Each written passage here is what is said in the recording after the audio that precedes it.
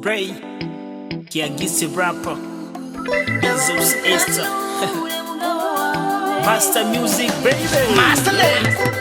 Ndabona wahindutse usigaye wamujinyitse, nsigaye ndagutwenza ukamengura igipoto, ngatunga jenyene nawe undaba nk'agakoko, ndaba ijisho ry'ingona biragaragara cyane kutagishaka kumbona, ubu naho nsuma ivyo ukunda unyakirana umujinya, ibi naho bigeze ndabona ntagufyina, nsigaye mfise ubwoba ko hari ikintu kibi ubutegura kungirira, akaba ari naco gituma mwijoro ntagisinzira, naho mvyuka kunywa amazi nca nifata mw'izosi, nibaza ko atakinda atari kunigisha umugozi, nakazi kawe niwaniga imana izoguhana, naracumuye mbizi ncumura n'ibigira nkana, bapfuye kurushinga inyuma y'amezi 5, nca ntangura kwigira igikoko c'umugabo, nca ntangura kwigenza imfungurwa ntarahonja nkakubwira ko zibishe, kandi warunze umunyu kwa muganga bambujije, pimye kunyita sheri nkakubaza kutasaze, nca ntangura kugucura bufuni na buhoro, aho nagukubise ikimoko nkagukubita umunyororo, misi yose mw'ijoro indura kamara iyororo, nkagufukamika kudufuniko tw'ibiyeri, kubera gusa wampamagaye umbaza ngo ntaryari, igihe warugwaye utabaza ngo urapfuye, aho kujana kwa muganga naguhaye paracetamol,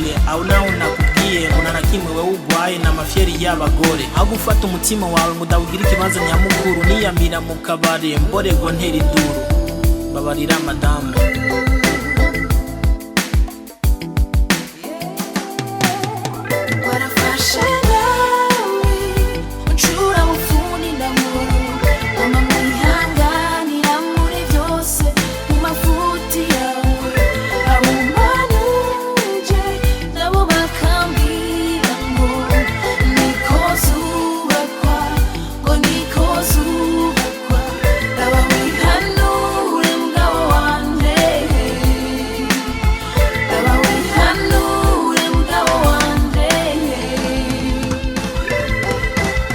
Niraba kabisa ndateye isoni, urankunda cyane gose urukundo karunyereka, ariko igipfa mutima nkaguma ndaguturubika, ababanye mu gatondo bazinduka barambaza, bazindutse baragwana nkabishura nk'umuntu ngo n'umuyaya n'umuboyi, bari bahinze icyayi akabare ngasorora abantu bakavura, ariko unsabye raso sindakwenza 10,000, upimye kunsaba ayandi nkaca ndakwereka ingumi, nta numwe mu buzima atoshobora kugwa, ariko kibi nabonye ni kunanirwa kuvyuka, singitonda ku mageste ntinganye n'aba bitch, nayo akaba ariyo ngeso yahora indanga mu misi, ndagukunda mugore wanje, ariko maze iminsi numva ko ugomba kugenda, ngo wamaze kurengerwa n'amakosa ndagukorera, ngo sindi umugabo gusa ndi igisigo cigendera, stop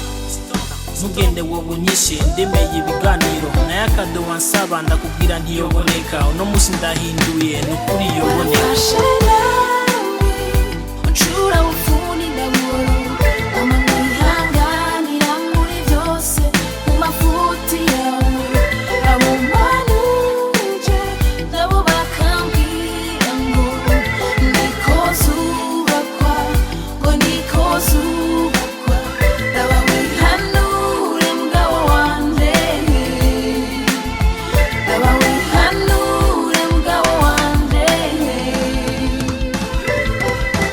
Umutima ugumye gusumbya n'urutare, reka mfate umwanya mugore wanje ndaguhaye, watsinze amageragezo atari benshi boyatsinda, ni benshi baguhanuye ngo umpe busubire iwanyu, nawe ukabishura ko kumeba atariyo nyishu zo gumusengera maka umunsi Yesu aminduye, nibaguhende ngo umpebe ntibazi iyo twavuye, nemera nyizera mutima miranda yankozeko, ubu ngiye kuba umuntu kwanza zo kujana kwa muganga bagupima umutima, kubera ibyo nagukoreye simbaza kuri muzima, sinzosubira kandi kukwita kuri mbata, kukwitaho nk'uruyoya nivyo bigiye gukwirikira, kuva ubu ndakwandikiye amata mu gitondo na saa 6, kandi sanze utayanyoye utugutama nzodukwega, nzokora nk'umutima mpaka usubiye kungana nk'uko bakumpaye ungana, hamwe ngaha hose hasubira kuzura, ndakunda ubonye abashitsi ukuntu bakirana akamwemwe, ukamenga urorohewe kandi ndakubangamiye, ntiwigeze unyararaza mwibarabara nk'ababandi, umugabo wanje n'umubono kabisa Lorenje Sale solave en famille, hagize n'uwumvuga yakwa kukubona, ibintu byawe narabagaki ariko ntiwigeze uje hanze, ndakwemereye ikidari cy'umwakaka.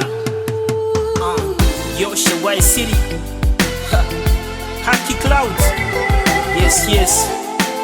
warakoze simewe gutega inyabututsi Tijo thanks sana Unje Flavor Kiago Style Music Burundi.